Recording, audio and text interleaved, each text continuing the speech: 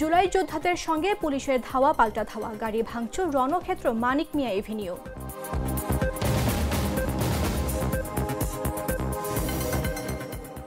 রাকসুর 23 পদের 20টিতেই জয়ী শিবিরের panel, VP AGS পদ শিবিরের, জিএসএ আধিপত্য বিরোধী ঐক্যের। রাজধানীর বাজারে কমেছে কাঁচামরিচের দাম, তবে সবজির সঙ্গে ডিমের দাম বাড়তি।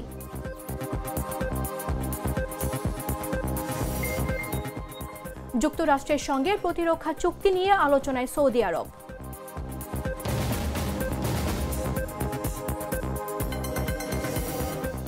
এবং শেষ দল হিসেবে টি-20 বিশ্বকাপে আরব আমিরাত, 20 দলই চূড়ান্ত।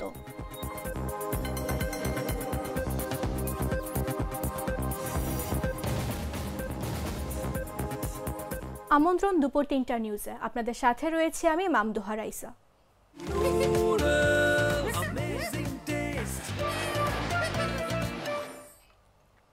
সংসদ ভবন এলাকায় প্রবেশ করা জুলাই যোদ্ধাদের ধাওয়া দিয়ে সংসদ ভবন এলাকা থেকে বের করে দিয়েছেন আইন শৃঙ্খলা রক্ষাকারী বাহিনীর সদস্যরা। দুপুর 1:20 দিকে এই ঘটনা ঘটে। এতে বিক্ষিপ্ত জুলাই সদস্যরা সংসদ ভবনের 12 নম্বর গেট ভেঙে ফেলেন। তারা বাইরে বের হয়ে বেশ কয়েকটি ট্রাক ও বাস ভাঙচুর করেন। পরিস্থিতি নিয়ন্ত্রণে টিয়ার শেল নিক্ষেপ করে পুলিশ। ভাঙচুর করা গাড়িগুলোর মধ্যে 2টি পুলিশের গাড়ি রয়েছে। গাড়ি ভাঙচুর করার সময় পুলিশ সদস্যরা আন্দোলনকারীদের ধাওয়া দিলে তারা পুলিশকে লক্ষ্য করে ইট পাটকেল নিক্ষেপ করে। এ সময় পুলিশ তাদের লক্ষ্য করে টিয়ার শেল নিক্ষেপ করে। বর্তমানে দুই পক্ষের মধ্যে ধাওয়া পাল্টা ধাওয়া চলছে। পুলিশকে লাঠি চার্জ করতেও দেখা গেছে। পরিস্থিতি নিয়ন্ত্রণে সাউন্ড গ্রেনেডও নিক্ষেপ করেছে পুলিশ সদস্যরা। পুলিশের সাউন্ড গ্রেনেড নিক্ষেপ করার পর আন্দোলনকারীরা পিছু হটলেও দূর থেকে তারা পুলিশকে লক্ষ্য করে ইট পাটকেল নিক্ষেপ করে। জুলাই সনদ স্বাক্ষর অনুষ্ঠান ঘিরে পুলিশের সঙ্গে জুলাই যোদ্ধাদের সংঘর্ষের পর মানিক মিয়া এভিনিউয়ে পুলিশের ব্যারিকেড একত্রিত করে আগুন ধরিয়ে দিয়েছেন আন্দোলনকারীরা।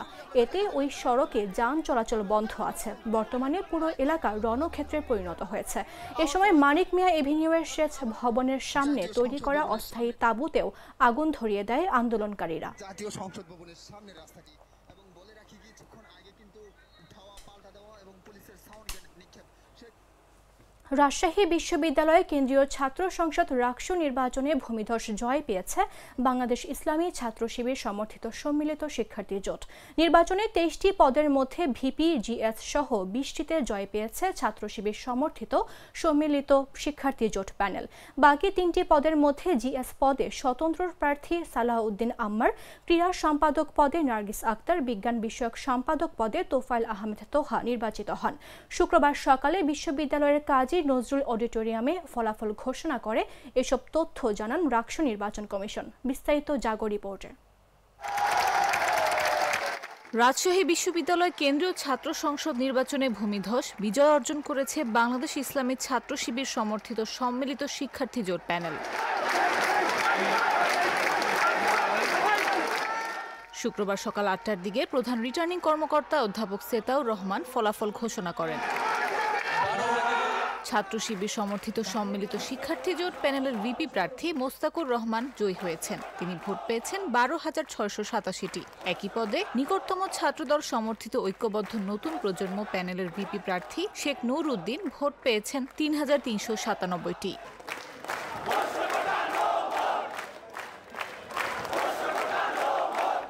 এদিকে জিএস পদে আধিপত্য বিরোধী ঐক্য প্যানেলের সালাউদ্দিন আম্মার বড় ব্যবধানে নির্বাচিত হয়েছেন। তিনি মোট ভোট পেয়েছেন 11,497টি। তার নিকটতম শিবিরের প্যানেলের জিএস প্রার্থী ফজলে রাব্বি মোহাম্মদ ফাহিম রেজা পেয়েছেন 5,727 ভোট।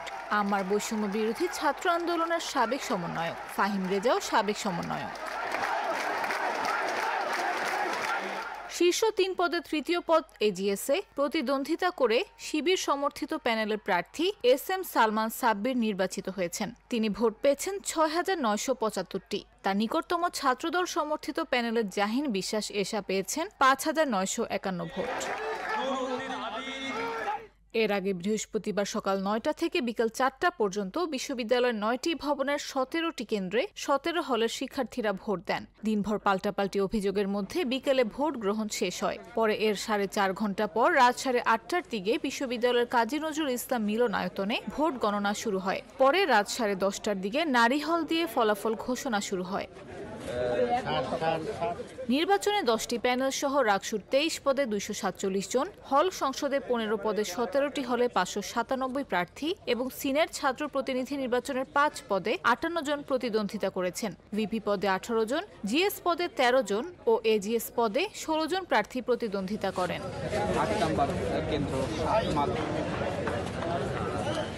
নির্বাচনে মোট ভোটার সংখ্যা 28,901। এর মধ্যে ছাত্রী ভোটার 11,305 জন ও ছাত্র ভোটার 17,596 জন। নির্বাচনে ভোট পড়েছে 69.83%। এর মধ্যে 6টি নারী হলে ভোট পড়ার হার 63.24%।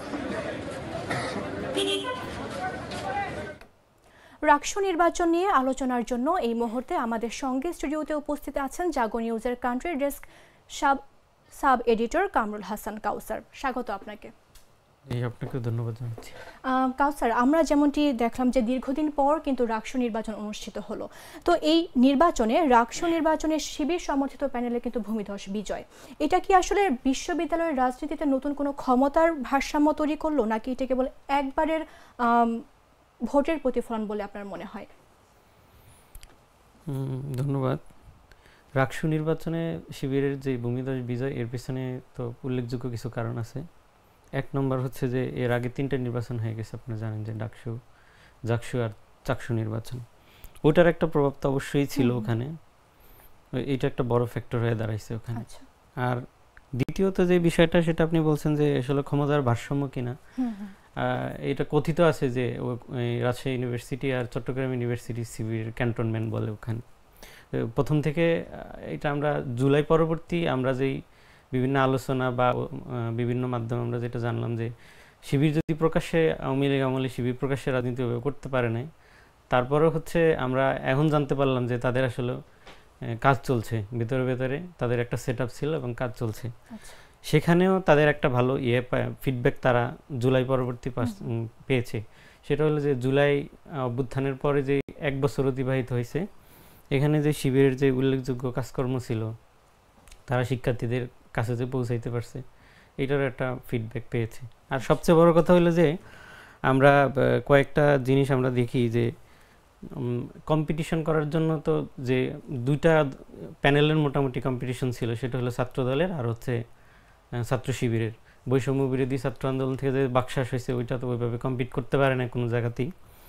তো এখানে যে ছাত্রদল আসলে ওইভাবে কম্পিটিশনটা তাদের সাথে করতে পারে না। এখানে ছাত্রদলের ব্যর্থতা যতটুকু আছে, তার চেয়ে বড় ব্যর্থতা হচ্ছে পরবর্তী জুলাই পরবর্তী যে রাজনীতি, সেখানে ছাত্রদল আসলে কামব্যাক করার করছে, চেষ্টা করছে, এখনো পর্যন্ত করছে, কিন্তু তাদের কিছু লিগেসি আছে। সেটা হলো যে তাদের মাদার পার্টির যেই হচ্ছে বিএনপির যেই হচ্ছে এই জুলাই পরবর্তী যে বিভিন্ন রকমের কাজকর্ম, বিতর্কিত কাজকর্মের মাধ্যমে শিক্ষার্থীরা আসলে ওই যে ছাত্রলীগের যে ট্রমা গত 17 বছরের, এইটা আসলে ওই মানুষপট থেকে সরাতে পারে নাই। তারা বিকল্প এখনো হচ্ছে ছাত্রদলকে ওইভাবে ভাবতে পারে না যে তারা হচ্ছে ছাত্রলীগের বিকল্প হয়ে যাবে, এইভাবেই ভাবতেছে তারা আসলে ওই জায়গাটা এখনো দিতে পারে নাই। এই একটা ট্রমা কাজ করছে। আর 2 নম্বর যেটা হলো যে ছাত্রদল 5 আগস্টের পরে ওই যে 1 বছরের যে রাজনীতি ঠিকঠাক করতে পারে নাই। সেটা হলো যে ছাত্রদলের মধ্যে বা বিএনপির মাদার সংগঠনের মধ্যে তাদের তো দলীয় পদ পদবি নিয়ে তাদের মধ্যে গ্রুপিং থাকে, লবিং থাকে, বিভিন্ন জিনিস থাকে। তো আপনি একটা জিনিস খেয়াল করবেন যে 5 আগস্টের পরে ছাত্র শিবিরের যে রাজনীতি, তাদের সাবেক শিবির যারা, তাদের মাদার অর্গানাইজেশন জামাত ইসলামী, তাদের বর্তমান যে সাংগঠনিক যে জনশক্তি আছে, তারা একত্রিতভাবে কিভাবে হচ্ছে তারা বিভিন্ন রকমের কাজগুলো করছে, শিক্ষার্থী বান্ধব কাজগুলো করছে। এখানে তাদের যে ন্যারেটিভ ছিল, সামাজিক যোগাযোগ মাধ্যমে তাদের যে হচ্ছে আধিপত্য, সব মিলে তারা হচ্ছে মানে শিক্ষার্থীদের মনোযোগ আকর্ষণ করতে পারছে। আর একটা বড় কথা হলো যে আপনি বললেন যে এখানে আরো বড় কারণ হচ্ছে যে আমি যেটা বললাম যে তারা কম্পিটিশন করতে পারে না ছাত্রদল, এটার মূল প্রমাণ হচ্ছে যে আপনি দেখবেন যে রাকসু, চাকসু বা হচ্ছে ডাকসু যেখানেই বলেন, সম্প্রতি কয়েকটা নির্বাচনের কথা বললে আমি জাকসুতে যখন আব্দুর রশিদ জিতু, উনি কিন্তু সাবেক সমন্বয়ক ছিল, কিন্তু বাকশাসের উনি কোনো পদ পদবি হোল্ড করে নাই, বাকশাসের সাথে তার সংশ্লিষ্টতা তখন ছিল না। তিনি কিন্তু বিপুলভাবে জয়ী হয়েছে। কেন জয়ী হইল? এটার বড় কারণ ছিল যে সে ব্যাশিংয়ের রাজনীতিটা করে নাই, যে শিবিরকে ঠেকাইতে হবে বা অমুকের পরনিন্দা পরচর্চা করতে হবে, অমুক দল বিরুদ্ধে কুৎসা রটনা করতে হবে, এটা করে নাই। সে তার রাজনীতিটা করে গেছে শিক্ষার্থীদের আদায়ের জন্য, অধিকার আদায়ের জন্য যে রাজনীতি, সেই রাজনীতি কিন্তু সে খুব ভালোভাবে করছে ক্যাম্পাসে। এবং শিবিরের সাথে তার কোনো ক্লেশ ছিল না, ছাত্রদলের সাথেও তার কোনো ক্লেশ ছিল না। সে তার রাজনীতিটা করছে, শিক্ষার্থীদের ডোর টু ডোর পড়ছে। ইভেন দেখেন চাকসু নির্বাচন যে হইলো, এখানে যে আইয়ুবুর রহমান যে এজিএস পদপ্রার্থী হয়েছে ছাত্র দলের, তারও কিন্তু একটা ক্লিয়ার ইমেজ ছিল, সে কিন্তু জুলাই যোদ্ধা ছিল। এবং নির্বাচনের আগে তার একটা সবার মানে সামাজিক যোগাযোগ মাধ্যমে বেশ হয়েছে যে আমি হচ্ছে দলীয় যে রাজনীতি, দলীয় যে বয়ান, সেটা আমি চাকসুতে অ্যাপ্লাই করতে চাই না, আনতে চাই না। সে কিন্তু এটা করছে, ব্যাশিংয়ের রাজনীতিটা করে নাই। এই জন্য কিন্তু সে ভালো কম্পিটিশন দিছে, ওখানে জিতেও আসছে। আরও একদম মানে রাকসুতে যেটা ঘটলো যে আম্মার কিন্তু বৈষম্য বিরোধী ছাত্র আন্দোলনের একটা বড় মুখ ছিল রাজশাহী অঞ্চলের। জুলাই অভ্যুত্থানে, জুলাই আন্দোলনে সে তার সাথে মানে অনেক পুরনো ছিল যে প্রথম থেকেই তার বিরুদ্ধে যে সে শিবিরের বি টিম বা হচ্ছে শিবিরের সাথে তার সংশ্লিষ্টতা ছিল, যে সেটা যদি থেকেও থাকে বা সেটা ছিল, আমরাও জেনেছি যে তার সাথে একসময় শিবিরের হচ্ছে সম্পর্ক ছিল। কিন্তু সে কিন্তু এত কিছুর পরেও শিবিরের বিরুদ্ধে ওই ধরনের যে মানে আগ্রাসী যে আগের যে ছাত্রলীগের যে বয়ান, এগুলো কিন্তু দেয়নি। সে তার রাজনীতিটা করছে। সে কিন্তু ছাত্রদল, ছাত্র শিবির বা অন্য কারোর পিছনে গিয়ে লাগতেও যায় নাই, এই কথা ওই কথা এইভাবে বলতেও যায় নাই। সে তার রাজনীতিটা করছে। শিক্ষার্থীদের অধিকার আদায় কিন্তু তার সর্বোচ্চ স্যাক্রিফাইস আমরা দেখছি ক্যাম্পাসে, কোটা বিরোধী থেকে শুরু করে বৈষম্য বিরোধী আন্দোলন থেকে শুরু করে সব জায়গায়। সে দেখেন মানে শিবিরের যে রেজা, তিনিও কিন্তু বৈষম্য বিরোধী ছাত্র আন্দোলনে ছিলেন, কিন্তু সে শিবিরের প্যানেল থেকে জিএস প্রার্থী হয়েছে। আম্মার কিন্তু হচ্ছে স্বতন্ত্র থেকে হয়েছে। তারপরে তাদের ভোটের ব্যবধান কিন্তু অনেক। এবিএন দেখেন ছাত্রদলের ভরাডুবি হয়েছে রাকসুতে, কিন্তু তারা হচ্ছে এই যে দেখেন জাতীয় দলের যে নারী ফুটবল দলের যে হচ্ছে অধিনায়ক ছিল যে নার্গিস আক্তার, তিনি কিন্তু হচ্ছে ক্রিয়া সম্পাদক পদে ছাত্রদলের প্যানেল থেকেই মানে বিজয় হয়ে আসছে। এটার কারণ কি, যে তার হচ্ছে ইয়েটা ছিল, স্ট্রেংথ ছিল, তার সেই কম্পিটিশন করার যোগ্যতাটা ছিল, তার সেই ক্যাপাসিটিটা ওখানে ছিল। শিক্ষার্থীরা সেটা দেখছে। বিজ্ঞান সম্পাদক পদে দেখেন শিবিরের কিন্তু এখানে জয় হয় না। একটা স্বতন্ত্র প্রার্থী, সে বিশ্ববিদ্যালয়ে হচ্ছে এই সায়েন্স ক্লাবের হচ্ছে সহসভাপতি। সায়েন্স ক্লাব আমাদের ইউনিভার্সিটিতে প্রমিনেন্ট একটা সংগঠন, যে বিজ্ঞানের বিভিন্ন নিয়ে কাজ করে, অনেক আগে থেকেই করে। সেও একটা পরিচিত মুখ ছিল। সেও কিন্তু হচ্ছে শিবিরের সাথে কম্পিটিশন করে সে স্বতন্ত্র হিসেবে, তার কোনো দলীয় ছিল না, মানে একটা ভলান্টিয়ার অর্গানাইজেশন থেকে সে নির্বাচন করে ওখানে বিজয় হয়ে আসছে। সে বিজয় হওয়ার কারণ কি, তার মধ্যে ওই যে কম্পিটিশন করার যে যোগ্যতাটা ওইটা ছিল। তার যে পদ, সেই পদের সাথে তার মানে যে তার যে কাজকর্ম, তার যে বিগত দিনের অভিজ্ঞতা, ওইটার মিল ছিল। শিক্ষার্থীরা সেটা বেছে নিছে। তা আমি বলবো যে শিবিরের যে ভূমিধস বিজয় রাজশাহী ইউনিভার্সিটিতে, এটা যে আদর্শ বা মানে সামাজিক বা ক্ষমতার ভারসাম্য, আমি এটা বলতে চাই না। এটা যদি কিছুটা হইলেও যদি সত্য হয়, সবচেয়ে বড় সত্য হইলো যে শিবিরের সাথে কম্পিটিশন করার মতন রাজনীতিটা, মানে কম্পিটিশন করার মতো যে প্যানেল ছাত্রদলের ছিল, ওরা করতে পারে না। দেখেন ছাত্রদল শিবিরের যে ভিপি, সে ভোট পাইছে হলো 12,000, 12,500-এর বেশি, 12,687 মতো। আর ছাত্রদলের ভিপি 3,000। কল্পনা করা যায় এটা কত কত কত কত এবার দেখেন এজিএস পদে শিবিরের যে এজিএস পদে সে পোষ্যকোটায় ভর্তি হয়েছে, এরকম একটা বিতর্ক ছিল।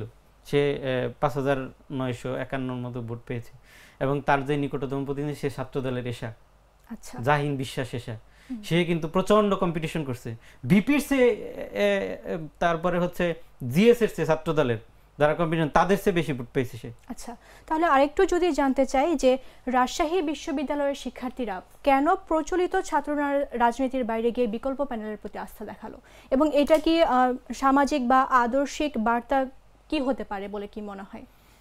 সেই আবার ওই আগের কথাই ফিরতে হয় আমাকে, যে আপনি সামাজিক, আদর্শিক বা বিকল্প, 5 আগস্টের পরের রাজনীতিটাই বিকল্প, এটা বিএনপি বুঝতে পারেনি। কয়েকদিন আগে এক টকশোতে হচ্ছে একজন যে আমাদের প্রধান উপদেষ্টার প্রেস একজন সদস্য, উনি বলতেছিল যে এই মিরপুরে জামাতের একজন এমপি প্রার্থী হলো, ক্যাম্পেইন করতেছিল। তো ক্যাম্পেইনে হচ্ছে যাদের কাছে ক্যাম্পেইন করতে ভোট চাচ্ছিল, তারা বলতেছিল যে আমরা তো ঢাকার বাসিন্দা না, আমাদের এখানে আমরা কেউই হচ্ছে ভোটার না। তো ওই যে হচ্ছে যে জামাতের যে এমপি প্রার্থী ছিল সে বলতেছিল যে এটা কোনো সমস্যা না, আপনারা হচ্ছে আপনাদের গ্রামের যারা আছে আপনারা গ্রামের আপনার এলাকায় যে আমার দলের যে প্রার্থী আমি তার হয়ে আপনাদের কাছে ভোট চাচ্ছি। এই যে বাস্তবতা, এখানে বিএনপি ছাত্রদল অনেক বেশি পিছিয়ে। কারণ শিবির ভালো করার পেছনে কয়েকটা কাজ করছে, কয়েকটা জিনিস কাজ করছে। একটা হচ্ছে তাদের সম্মিলিত প্রয়াস, তাদের মাদার অর্গানাইজেশন, তাদের সাবেক যে হচ্ছে নেতা কর্মীরা ছিল, বর্তমান যে সংগঠন ছিল, তাদের যে একটা কোলাবোরেশন, তাদের যে একটা সম্মিলিত প্রয়াস, তারা ওইটা দেখাইতে পারছে। সব বিশ্ববিদ্যালয়ে যে শিবিরের প্রার্থীরা ছিল তাদের মানে কি ছিল, শিক্ষার্থীদের ইন্টারভিউ যখন আমরা নিয়েছিলাম বা আমরা দেখছিলাম তখন দেখা গেলো যে তাদের ব্যবহার সুন্দর, তারা ক্লাসের রাজনীতি চায় না, শিক্ষার্থীদের হচ্ছে অধিকার আন্দোলন বা অধিকার আদায় বা শিক্ষার্থীদের যে হচ্ছে চাহিদা ওগুলো পূরণের জন্য তারা কাজ করতেছে। বিএনপি, আপনি একটা জিনিস দেখেন যে ছাত্রদলের আরেকটা বড় সমস্যা যেটা ছিল যে প্রত্যেকটা ক্যাম্পাসেই দেখবেন যে ছাত্রদলের সভাপতি বা সেক্রেটারি যে বা অন্তত নির্বাহী পরিষদে যারা ছিল তারা একজনও হচ্ছে ইয়েতে যায় না, মানে বিপি বা জিএস বা এজিএস ওই রকম প্রার্থী হইতে পারে না। দু একটা জায়গায় একজন মানে আছে, ব্যতিক্রম আছে। তো সেখানে হয়েছে কি, আমরা ঢাকা ইউনিভার্সিটিতে শুনছি যে হচ্ছে ছাত্রদলের যে সভাপতি ছিল সে হচ্ছে আবিদের পক্ষে ওইভাবে কাজ করে না, এটা একটা অভিযোগ ছিল। এবং চট্টগ্রাম ইউনিভার্সিটি বলেন, জাহাঙ্গীরনগর ইউনিভার্সিটি এবং রাজশাহী ইউনিভার্সিটিতে আপনি দেখেন যারা হচ্ছে এই যে বর্তমান বিপিজিএস প্রার্থী হয়েছে বা এদেরকে আমরা তো, আমার তো সেশন ছিল 17-18, আমি প্রেস ক্লাবের সভাপতি ছিলাম, তখন আমি এদেরকে কাউকেই হচ্ছে ওইভাবে হচ্ছে রাজনীতির মাঠে দেখিনি। যাদেরকে দেখছি রাহি ভাই বা অন্য যারা আছে তারা কিন্তু কেউই হচ্ছে এখানে মানে এই রাকসু নির্বাচন করতে পারে না, কারণ তাদের ছাত্রত্ব নিয়ে প্রশ্ন ছিল বা ছাত্রত্ব করতে পারে না। তারা যে হচ্ছে এই মানে বর্তমান যে এই প্যানেল আছে, প্যানেলের হয়ে কাজ করছে বা ওইভাবে কাজ করছে, এইটারও তো বিশ্বাস হচ্ছে মানে এইটারও হচ্ছে মানে কেউ দিতে পারে না, নিশ্চয়তা কেউ দেয় না। কারণ কিছু কিছু জায়গায় এরকম ছিল, কারণ তাদের মধ্যে তো দলীয়, কিন্তু শিবিরের মধ্যে কিন্তু এটা নেই। শিবিরের হচ্ছে সাবেক হোক, বর্তমান হোক বা অন্য যেই হোক, বা হচ্ছে একজন হয় না আরেকজন বিপি হয়েছে, আরেকজন জিএস ক্যান্ডিডেট হয়েছে, কিন্তু বিশ্ববিদ্যালয়ের সভাপতি সেক্রেটারি আরো ছোট পদে পাইছে, এটা নিয়ে তাদের কোনো নেই, এটা নিয়ে তাদের কোনো হেরেক নাই। তারা সম্মিলিতভাবে যে প্রয়াসটা করছে এটা, তাই এটা আদর্শিক বা সামাজিক, এটা তো একটা থাকবেই। তবে আমি বলবো যে ছাত্রদলের অবশ্যই এবং বিএনপির অবশ্যই হচ্ছে 5 আগস্টের পরের যে রাজনীতি, শিক্ষার্থী এবং দেশের মানুষের যে মোটিভ, যে তারা যে আপনি দেখেন আব্দুল কাদের ভালো করতে পারলো না কেন, আম্মার কেন ভালো করলো, জিতু কেন ভালো করলো? আব্দুল কাদের তো সবচেয়ে বড় ফেস ছিল জুলাই আন্দোলনের, তাই না? জিতু এবং আম্মার ভালো করার কারণ কি ছিল? তারা ব্যাশিংয়ের রাজনীতি করে নাই, সংকীর্ণ মনতা দেখায় নাই, যার প্রাপ্য তাকে বুঝাই দিছে যে অমুকে আমাদের সহযোগিতা করছে, তারা ছিল এবং তারা হচ্ছে ওপেনেই এগুলো বলতো, এবং তারা ছাত্রদের কাছাকাছি গেছে, তাদের রাজনীতিটা করছে। কিন্তু এই যে বৈষম্য বিরোধী ছাত্র আন্দোলনের বাকশাল যেটা হয়েছে, গণতান্ত্রিক ছাত্র সংসদ, তারা তাদের নেতৃত্ব ভালো না করার পেছনে হলো এইটা দিয়ে মেসেজটা ক্লিয়ার। ছাত্ররা, বর্তমান যে ছাত্র সমাজ, যে জেনজি জেনারেশন, তারা ব্যাশিংয়ের রাজনীতি, ওই যে বস্তা বসা যে ন্যারেটিভ, এই ন্যারেটিভে আর বিশ্বাস করে না। আচ্ছা, তাহলে কি মনে হয় যে এটা কি মানে তাদের বিজয়টা কি কোনো নতুন সংঘাতের সূচনা করতে পারবে কিনা, বা গণতান্ত্রিক চর্চা পুনরুজ্জীবন করতে পারবে কিনা? এইটা নির্ভর করে যে এখন তো প্রমিনেন্ট যে স্বায়ত্তশাসিত বিশ্ববিদ্যালয়গুলো, 4টে বিশ্ববিদ্যালয়, সেখানে মোটামুটি তারা ভূমিধস বিজয়ী বলবে, 21 সন্না আধিপত্য বলা যায়। সেখানে তারা হচ্ছে শিক্ষার্থীদের কাছে আগে যেভাবে হচ্ছে মানে নির্বাচনের আগে তারা যেভাবে শিক্ষার্থীদের কাছে গেছে, তাদের অধিকারগুলো শুনছে, তাদের সমস্যাগুলো সমাধান করার চেষ্টা করছে, সমস্যাগুলো শুনছে, সেটা একটা বড় ফ্যাক্টর যে তারা এই তাদের প্যানেল বিজয় হওয়ার পরে তারা শিক্ষার্থীদের সাথে কেমন আচরণ করবে। তাদের তো রিউমার ছিল আগের যে তারা হচ্ছে হিজাব বা হচ্ছে শিক্ষার্থীদের মানে ওই নামাজ পড়া, অন্য যে বিষয়গুলো নিয়ে তারা ফোর্স ক্রিয়েট করতো। ক্যাম্পাসে যে একটা মাল্টিডিসিপ্লিনারি যে একটা জনগোষ্ঠী আছে, যে কালচারাল যে একটা ডাইভার্সিটি আছে, এটা তারা ধরে রাখবে কিনা, বা তাদের আদর্শটা সবার উপর চাপায়। আমরা তো শুনছি যে শিবিরের কেন্দ্রীয় যে নেতৃত্ব আছে তারা হচ্ছে বলতেছিল যে না, আমরা এই ছাত্র সংসদগুলা এখানে কারো দলীয় এজেন্ডা, কারো রাজনৈতিক এজেন্ডা বাস্তবায়নের জায়গা না, এটা ছাত্রদের হচ্ছে। এইটা যদি তারা রক্ষা করতে পারে, আর সবচেয়ে বড় কথা হইলো যে তারা এখন যে রাজনীতিটা দেখাচ্ছে, যে সবাইকে নিয়ে চলার যে একটা রাজনীতি তারা এই 5 আগস্টের পরের থেকে গেল 1 বছর মানে এই ছাত্র সংসদগুলো নির্বাচনের আগ পর্যন্ত তারা যেটা দেখায় আসছে সেটা যদি কন্টিনিউ থাকে, ছাত্র দলের সাথে তাদের সম্পর্কটা কেমন হবে, বৈষম্য বাকশাস যা অন্য যে সংগঠনগুলো আছে বা বাম সংগঠনগুলো আছে তাদের সাথে তারা কি রিয়াকশনারি পলিটিক্সে যাবে, নাকি এই যে 5 আগস্টের পরে যে তারা যে রাজনীতি রেখেছে না তারা হচ্ছে যে সবাইকে নিয়ে কাজ করতে চায় বা সবাইকে সাথে রেখেই কাজ করতে চায়, এইটা যদি হচ্ছে তারা এই নির্বাচনের পরেও যদি তারা ওইভাবে দেখাইতে পারে, আমার মনে হয় যে সংঘাতের রাজনীতি আর সংঘাতের রাজনীতি এইটা আমি বলি যে শিবিরকে যে ছাত্ররা একটা বিশ্বাসের জায়গা, শিক্ষার্থীরা যে একটা বিশ্বাসের জায়গা দিছে সবগুলা ছাত্র সংসদে, এটা আমি বলি যে তাদের জন্য এসিড টেস্ট, তাদের জন্য বড় পরীক্ষা। তারা যদি তাদের ওই ইশতেহার এবং তাদের যে কমিটমেন্ট ওটা বাস্তবায়ন করতে পারে তাহলে তারা ধারাবাহিকতা রাখতে পারবে, আর যদি না রাখে তাহলে তারা আস্থা করে মানে নিক্ষেপ হবে।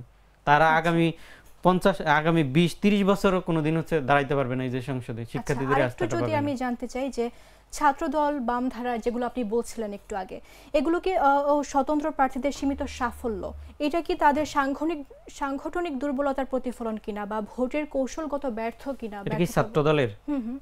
সেটাই তো বললাম যে ছাত্রদলের আসলে ওই 5 আগস্টের পরে যে 1 বছরের যে রাজনীতি, এখানে যোজন দূরে আছে শিবিরের থেকে, তারা এটা করতে পারেনি, তারা সম্মিলিতভাবে করতে পারেনি। একটা জিনিস আপনি দেখেন যে বিশ্ববিদ্যালয়ের হচ্ছে ছাত্রদলের ভিভি ক্যান্ডিডেট, এজিএস ক্যান্ডিডেট যখন ঘোষণা হয়েছে তারপরও রাজনীতি শুরু করছে শিক্ষার্থীদের যা, কিন্তু শিবিরের রাজনীতি 5 আগস্টের পর থেকেই শুরু হয়ে গেছে। তাদের দলীয় যে সমন্বিত যে প্রয়াস, ওইটা তারা কে প্রার্থী হবে, কাকে দিবে, এগুলোর কোনো দরকার নেই। তারা হচ্ছে যে তাদের দলের যে আছে মোটিভ, তাদের যে এজেন্ডা আছে, তাদের দলীয় যে পারপাস আছে সেটার জন্য, সেটা শিক্ষার্থীদের কাছে পৌঁছে দেওয়ার জন্য, তাদের কাছে যাওয়ার জন্য, এখানে কে ভিপি হবে, কে জিএস হবে, কে জিএস হবে, এইটা কিন্তু তারা হচ্ছে দেখে নেয়। কিন্তু ছাত্র দলের ক্ষেত্রে হয়েছে কি, ছাত্র দলের ক্ষেত্রে কিন্তু এটাই হয়েছে যে আমি কিছুক্ষণ আগে একটা উদাহরণ দিয়েছিলাম যে মিরপুরের জামাতের প্রার্থী বলতেছে আমার এলাকায় যে এমপি প্রার্থী তার হয়ে আমি ভোট চাচ্ছি, এটা কি বিএনপিতে সম্ভব? কখনোই সম্ভব না। তারা তো মানে এমপি ক্যান্ডিডেট ঘোষণা হওয়ার পর তারা নামবে, অথচ এই জামাতের যে রাজনীতি দেখেন 5 আগস্টের পর থেকেই তারা ডোর টু ডোর গিয়ে ভোট চাওয়া শুরু করছে। তাহলে আপনি বামধারা ও স্বতন্ত্র প্রার্থীদের নিয়ে কি বলবেন? স্বতন্ত্র প্রার্থীরা আমি বলবো যে এখানে স্বতন্ত্র প্রার্থী যারা এখানে জিতে আসছে তারা সবাই হচ্ছে যোগ্যতা সম্পন্ন, একজনকে আপনি ঠেলে দিতে পারবেন না। সেটা ডাকসু হোক, ডাকসুতে অনেকেই স্বতন্ত্র হয়ে জিতে আসছে, অন্য প্যানেল থেকেও জিতে আসছে, এই জাকসুতেও তাই হয়েছে, চাকসুতেও তাই হয়েছে, এবং সর্বশেষ রাকসুতেও 2-1টা উদাহরণ তো আমি দিলাম আপনাকে, যেমন নার্গিস, তারপরে এই যে তোফায়েল, তারপরে হচ্ছে এশা আপু যে কম্পিটিশনটা করছে, এরা কিন্তু সবাই হচ্ছে ছিল, যোগ্যতা সম্পন্ন ছিল। আম্মার, এরা কিন্তু শিক্ষার্থীদের মানে যে হচ্ছে নেতৃত্ব, শিক্ষার্থীদের হয়ে যে রিপ্রেজেন্টেশন সেটা তারা দিতে পারছে, সেটা আমি তাদের বলবো যে পার্সোনাল যোগ্যতা। এবং এইটাই প্রমাণ করে যে শিবির আসলে যে ভূমিধর জয়, শিবিরের সাথে যদি এইরকম প্রমিনেন্ট ক্যান্ডিডেট যারা যোগ্যতা সম্পন্ন এইরকম একটা প্যানেল যদি আসতো, আমার মনে হয় শিবির আরো বেশি কোণঠাসা হইতো। ছাত্রদল ওই রাজনীতিটা করতে পারে না 5 আগস্টের পরে। আমি বলবো যে ছাত্রদল এখান থেকে আবার শুরু করুক। আচ্ছা, আর একটু যদি বলি যে নারী শিক্ষার্থীদের 6টি হলে ইসলামী ছাত্রী সংস্থার প্রার্থীদের জয়, এটা কি আসলে শিক্ষাঙ্গনে ধর্মীয় আদর্শ ভিত্তিক রাজনীতির উত্থানের কোনো ইঙ্গিত দিচ্ছে কিনা? এটা পুরোপুরি ওইভাবে সঠিক না।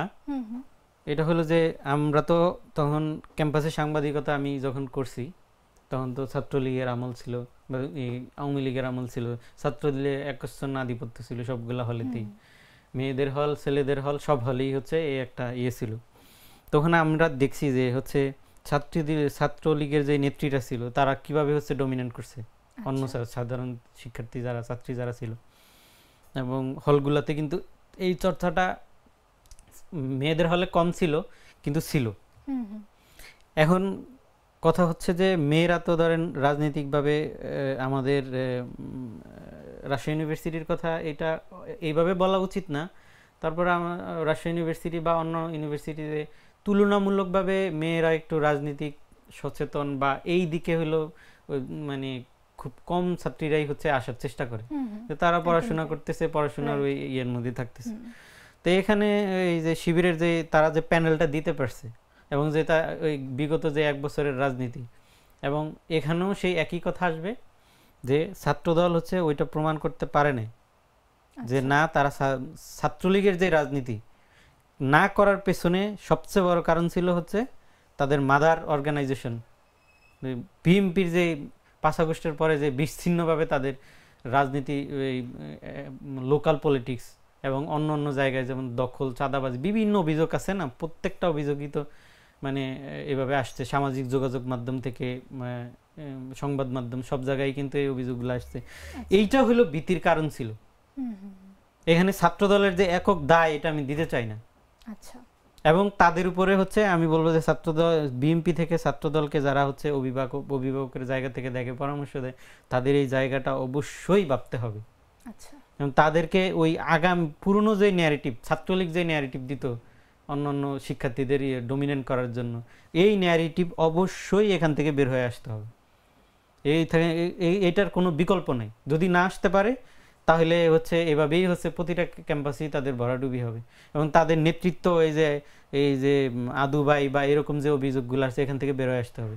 এবং আমি বলি যে ছাত্রদল এবং বিএনপির সবচেয়ে বড় মানে এই যে যতটুকু কম্পিটিশন করতে পারছে এটা সবচেয়ে বড় ক্রেডিটটা আমি তাদেরকেই দিতে চাই, যারা এই ধরনের রানিং ছাত্র যারা অন্তত হচ্ছে পরিচিত মুখ ছিল, জুলাই অভ্যুত্থান বলুক বা তার পরবর্তী বলুক, এদেরকে নির্বাচিত করছে। ওকে, অসংখ্য ধন্যবাদ আপনাকে ভাইয়া আমাদের সঙ্গে আলোচনায় যুক্ত থাকার জন্য। আপনাকে ধন্যবাদ। জুলাই জাতীয় সনদ সই অনুষ্ঠান হবে আজ শুক্রবার বিকেলে। এ উপলক্ষে জাতীয় সংসদ ভবনের দক্ষিণ প্লাজায় আয়োজিত অনুষ্ঠানে উপস্থিত থাকবেন প্রধান উপদেষ্টা ডক্টর মোহাম্মদ ইউনূস। এতে বিভিন্ন রাজনৈতিক দলের প্রতিনিধিরা অংশ নেবেন। তবে শেষ সময়েও নানা শর্ত ও নোট অব ডিসেন্ট নিয়ে অনুষ্ঠানে অংশ নেওয়ার ব্যাপারে দ্বিধাবিভক্তি রাজনৈতিক দলগুলো। বাংলাদেশ টেলিভিশন সহ বিভিন্ন গণমাধ্যম অনুষ্ঠানটি সম্প্রচার করবে। সনদ সই অনুষ্ঠানে অংশ নিতে সবার প্রতি আহ্বান জানান প্রধান উপদেষ্টা। বিএনপি জুলাই সনদে সই করবে বলে জানিয়েছেন দলটির মহাসচিব মির্জা ফখরুল ইসলাম আলমগীর। তবে এক্ষেত্রে শর্ত জুড়ে দিয়েছে দলটি। মির্জা ফখরুল বলেন, বিএনপি অবশ্যই জুলাই সনদে সই করবে যদি যেগুলোতে নোট অব ডিসেন্ট দেয়া হয়েছে সেগুলো লিপিবদ্ধ করা হবে। জামাত বলেছে তারা সরকারের সম্মানে সনদ সই অনুষ্ঠানে উপস্থিত থাকবেন, কিন্তু সনদে সই করার সিদ্ধান্ত পরে জানাবে। আরেকটু সম্পূরক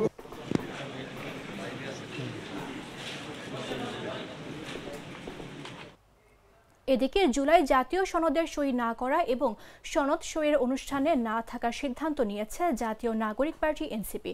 বৃহস্পতিবার মধ্যরাতে দলটির মিডিয়া সেলের সম্পাদক মুশফিকুর সালেহিনের সংবাদ মাধ্যমে পাঠানো এক বিবৃতিতে এ সিদ্ধান্ত জানানো হয়।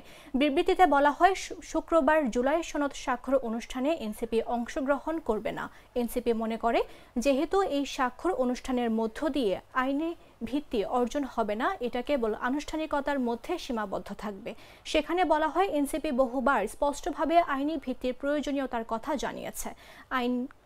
আইনি ভিত্তি নিশ্চিত হওয়ার পূর্বে এ ধরনের আনুষ্ঠানিকতা জুলাই ঘোষণাপত্র এর মতো আরেকটি একপাক্ষিক দলিলে পরিণত হবে। এনসিপি বলছে, তবে ঐক্যমত্য কমিশন যেহেতু সময় বাড়িয়েছে, সেখানে অংশগ্রহণ করে তাদের অবস্থান তুলে ধরবে। দাবি পূরণ হলে পরবর্তীতে সই করবে এনসিপি।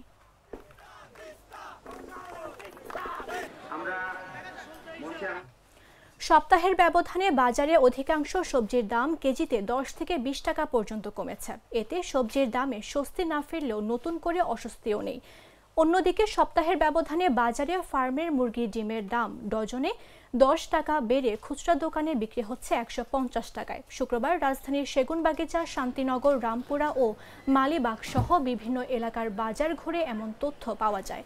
তবে সয়াবিন তেলের দাম প্রতি লিটার 6 টাকা বাড়ানোর ঘোষণা দিলেও ভোক্তা পর্যায়ে ব্যবসায়ীরা এখনও দাম বাড়াতে পারেনি, কারণ সরকার তেলের দাম বাড়ানোর প্রস্তাব অনুমোদন করেনি। বিক্রেতারা বলছেন, সবজির দাম আগামী 15 থেকে 20 দিনের মধ্যে আরও কমবে, কারণ বাজারে শীতের আগাম সবজি আসতে শুরু করেছে। বিশেষ করে শিম ও ফুলকপির মতো শীতকালীন সবজিগুলো বাজারে সরবরাহ বাড়লেই দাম কমে আসবে। বাজার ঘুরে দেখা যায়, আলু ও পেঁপের দাম এখন বেশ কম। রামপুরা বাজারের সামনে একটি ভ্যানে 6 কেজি আলু বিক্রি হচ্ছিল 100 টাকায়। বাজারের ভেতরে আলু কিনতে কেজি প্রতি 20 থেকে 25 টাকার বেশি গুনতে হচ্ছে না। একইভাবে 20 থেকে 30 টাকা কেজি দরে বিক্রি হচ্ছে পেঁপে।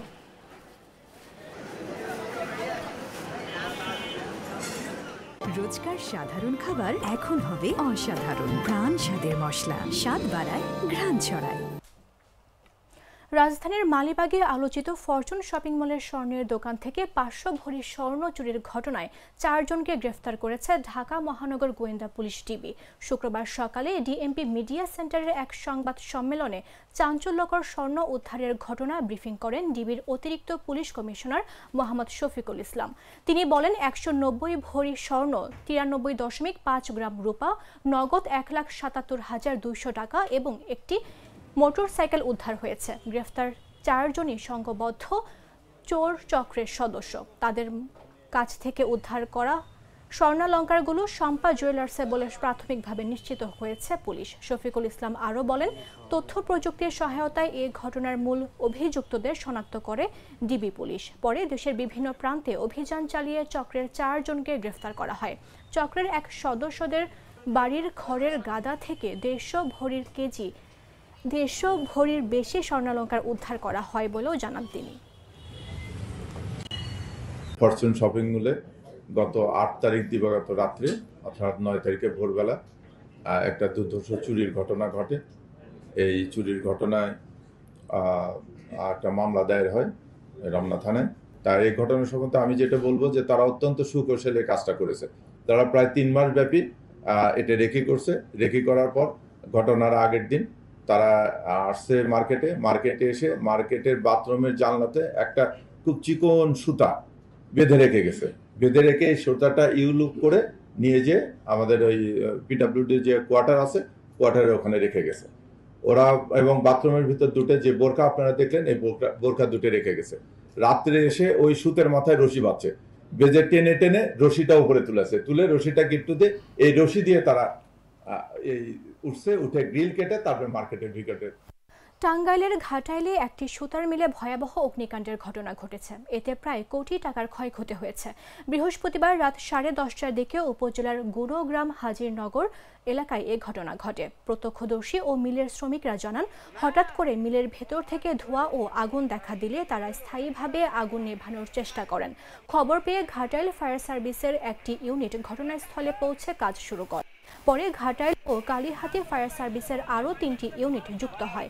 প্রায় 3.5 ঘন্টার চেষ্টায় আগুন নিয়ন্ত্রণে আনে ফায়ার সার্ভিস সদস্যরা। এ ব্যাপারে ঘাটাইল ফায়ার সার্ভিস ও সিভিল ডিফেন্সের ওয়্যারহাউস ইন্সপেক্টর রতন কুমার দেবনাথ বলেন, 2টি ইউনিট আগুন নিয়ন্ত্রণে আনে। প্রাথমিকভাবে ধারণা করা হচ্ছে বিদ্যুতের শর্ট সার্কিট থেকেই আগুনের সূত্রপাত হয়েছে।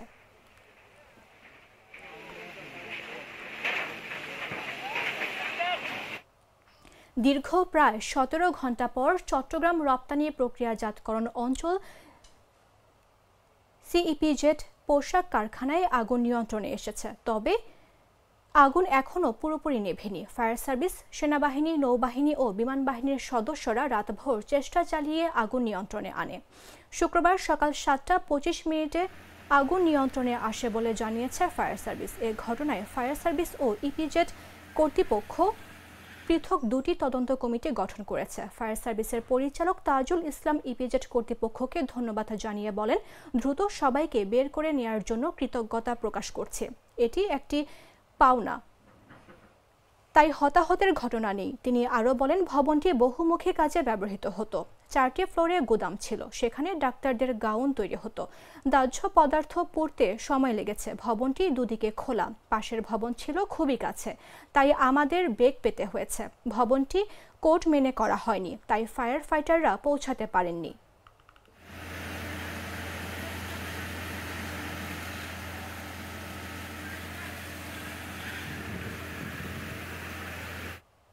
সদ্য প্রকাশিত এইচএসসি পরীক্ষার ফলাফলে দিনাজপুর বোর্ডে ছেলেদের চেয়ে মেয়েরা জিপিএ 5 এবং পাশের হারে উল্লেখযোগ্যভাবে এগিয়ে রয়েছে। বিশেষ করে বিজ্ঞান ও মানবিক বিভাগে তারা সবচেয়ে বেশি ভালো ফলাফল করেছে। বৃহস্পতিবার দিনাজপুর শিক্ষা বোর্ডের চেয়ারম্যান প্রফেসর মোহাম্মদ তৌহিদুল ইসলাম স্বাক্ষরিত পরিসংখ্যানে এই তথ্য জানানো হয়। পরিসংখ্যানে জানানো হয়, এবার দিনাজপুর বোর্ডে জিপিএ 5 পেয়েছে 6260 জন। তাদের মধ্যে মেয়ে 3486 জন ও ছেলে 2774 জন। এই হিসেবে ছেলেদের চেয়ে মেয়েরা 712 জন বেশি বেশি। দিনাজপুর শিক্ষা বোর্ড জানায়, এবার এই বোর্ডের অধীনে ৮টি জেলায় ৬৬৬টি প্রতিষ্ঠানের মোট ১,০৫,৮৯১ জন শিক্ষার্থী পরীক্ষায় অংশগ্রহণ করে। তাদের মধ্যে ৬০,৮৮২ জন পরীক্ষার্থী পাশ করে। মোট পাশের হার ৫৭.৪৯%। এর মধ্যে মেয়েদের পাশের হার ৬১.৯২% এবং ছেলেদের পাশের হার ৫২.৬৫%। সে তুলনায় মেয়েরা ৯.২৭% বেশি পাশ করেছে। মোট পরীক্ষার্থী ছিল ১,০৮,৬৫৯ জন। উপস্থিত ছিল ১,০৫,৮৯১ জন। পাস করেছে ৬০,৮৮২ জন। পাসের হার ৫৭.৪৯%। জিপিএ 5 পেয়েছে ৬,২৬০ জন। ১০০% পাস করেছে এরকম কলেজের সংখ্যা হলো ১১টি, আর পাস করেনি এরকম কলেজের সংখ্যা হচ্ছে ৪৩টি। আর এই ৪৩টা কলেজের যারা কেউই পাস করেনি, এই কলেজগুলোর লিস্ট আমার কাছে আছে। এই কলেজগুলো সদ্য অ্যাফিলিয়েশন প্রাপ্ত। এদের কেন এরকমটা হলো, আমরা তাদেরকে ডেকে তাদের কাছে আমরা ব্যাখ্যা চাইব, তাদের ব্যাপারে আমরা অ্যাকশনে যাব ইনশাআল্লাহ। এবারে রেজাল্টের এই পার্সেন্টেজ আসার কারণে যদি খারাপ বলি, তাহলে এই ইংরেজিতে আমাদের বাচ্চারা সবচেয়ে খারাপ করেছে। ইংরেজির জন্য এই রেজাল্টের পার্সেন্টেজটা আমাদের একটু কম হয়েছে ইংরেজি সাবজেক্টের জন্য। পটুয়াখালীর কুয়াকাটায় গভীর রাতে আবাসিক হোটেলে জোর করে কক্ষে প্রবেশ করে ভিডিও ধারণের অভিযোগে মোহাম্মদ হালিম নামে একজনকে ১৪ দিনের কারাদণ্ড দিয়েছে ভ্রাম্যমাণ আদালত। বৃহস্পতিবার হোটেলে কর্তৃপক্ষের অভিযোগের ভিত্তিতে অভিযুক্ত হালিমকে স্থানীয়রা পাকড়াও করলে পরে ভ্রাম্যমাণ আদালত এর শাস্তি দেন। অভিযুক্ত হালিম কুয়াকাটার হোটেল কেয়ার নামে একটি টিন শেডের ৪ কক্ষের হোটেল ভাড়া নিয়ে চালাতেন। জানা যায়, বুধবার রাত ৪টার দিকে অভিযুক্ত হালিম একটি আবাসিক হোটেলে প্রবেশ করে উদ্দেশ্যপ্রণোদিতভাবে ২ সিটের বিশিষ্ট রুমকে টার্গেট করে কৌশলে রুমে প্রবেশ করেন। সেখানে নারী পুরুষ পর্যটকদের ভিডিও ধারণ করেন ও বিভিন্নভাবে চাপ প্রয়োগ করে পুলিশের ভয়ভীতি দেখান। এক পর্যায়ে সেই পর্যটক রাতে হোটেল ত্যাগ করেন। পরে বৃহস্পতিবার সকালে হোটেল কর্তৃপক্ষ অভিযোগের ভিত্তিতে অভিযুক্ত হালিমকে পাকড়াও করে স্থানীয়রা। দিতেই হবে এমন বাধ্যতামূলক না, জরিমানা অথবা জেল অথবা দুইটাই দেওয়া যায়, সর্বোচ্চ ১ বছর পর্যন্ত। আপনার সব কিছু কনসিডার করে আমি আপনাকে ১৪ দিন বিনাশ্রম কারাদণ্ডে দণ্ডিত করলাম। বাছাইকৃত লাল সরিষার দানা থেকে তৈরি হয় প্রাণ সরিষার তেল, আসল ঝাঁঝে আসল স্বাদে। জানাবো আন্তর্জাতিক সংবাদ।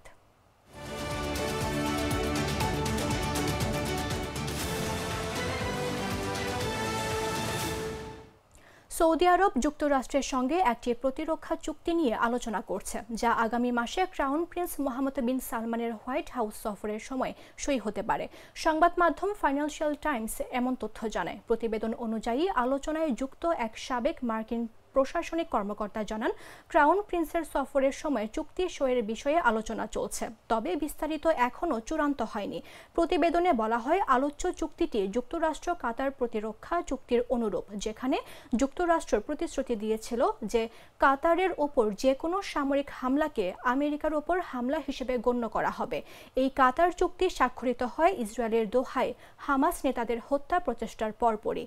মার্কিন পররাষ্ট্র দপ্তর জানায়, সৌদি আরবের সঙ্গে প্রতিরক্ষা সহযোগিতা তাদের আঞ্চলিক কৌশলের একটি শক্তিশালী ভিত্তি, তবে সম্ভাব্য চুক্তির বিস্তারিত বিষয়ে মন্তব্য করতে অস্বীকৃতি জানানো হয়েছে।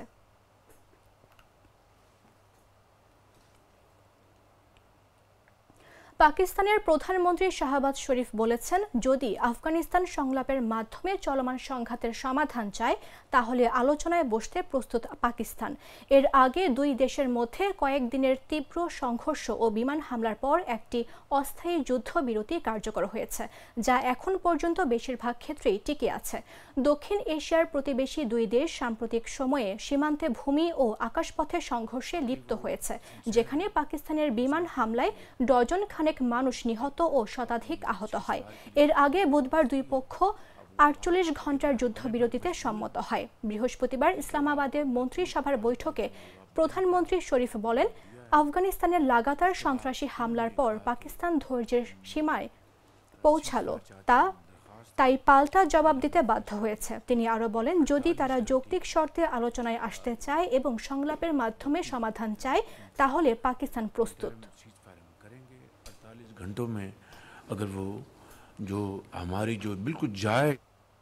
সংবাদ শেষ করব খেলার খবর জানিয়ে।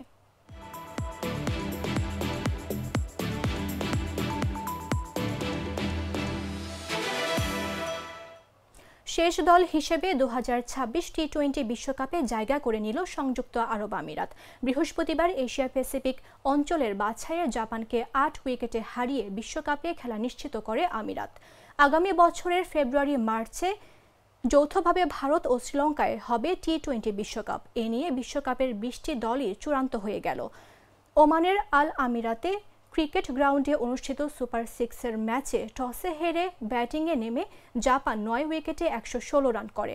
রান তাড়া করতে নেমে 12.1 ওভারে 2 উইকেট হারিয়ে লক্ষ্যে পৌঁছে যায় আরব আমিরাত। 2026 বিশ্বকাপে স্বাগতিক হিসেবে আগেই অংশগ্রহণ নিশ্চিত ভারত ও শ্রীলঙ্কার। এরপর 2024 আসরের শীর্ষ 7 দল হিসেবে জায়গা করেছে আফগানিস্তান, অস্ট্রেলিয়া, বাংলাদেশ, ইংল্যান্ড, দক্ষিণ আফ্রিকা, যুক্তরাষ্ট্র ও ওয়েস্ট ইন্ডিজ। পাশাপাশি নির্দিষ্ট সময়ের মধ্যে র্যাঙ্কিংয়ে এগিয়ে থাকায় জায়গা করেছে আয়ারল্যান্ড, নিউজিল্যান্ড ও পাকিস্তান।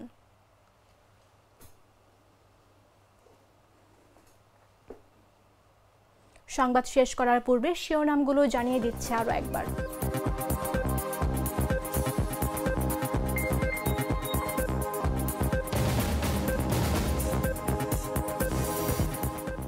জুলাই যোদ্ধাদের সঙ্গে পুলিশের ধাওয়া পাল্টা ধাওয়া, গাড়ি ভাঙচুর রণক্ষেত্র মানিক মিয়া এভিনিউ।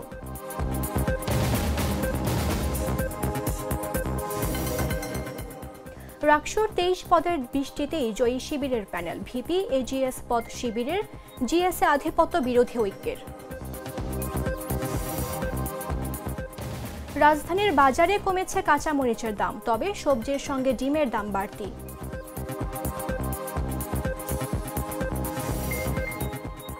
যুক্তরাষ্ট্রের সঙ্গে প্রতিরক্ষা চুক্তি নিয়ে আলোচনায় সৌদি আরব।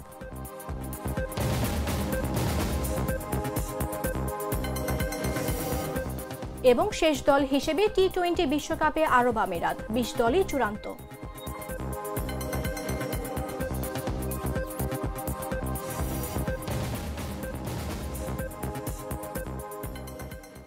দর্শক, এই ছিল এখনকার মতো। প্রতি মুহূর্তে সর্বশেষ খবর জানতে ভিজিট করুন jagonews24.com।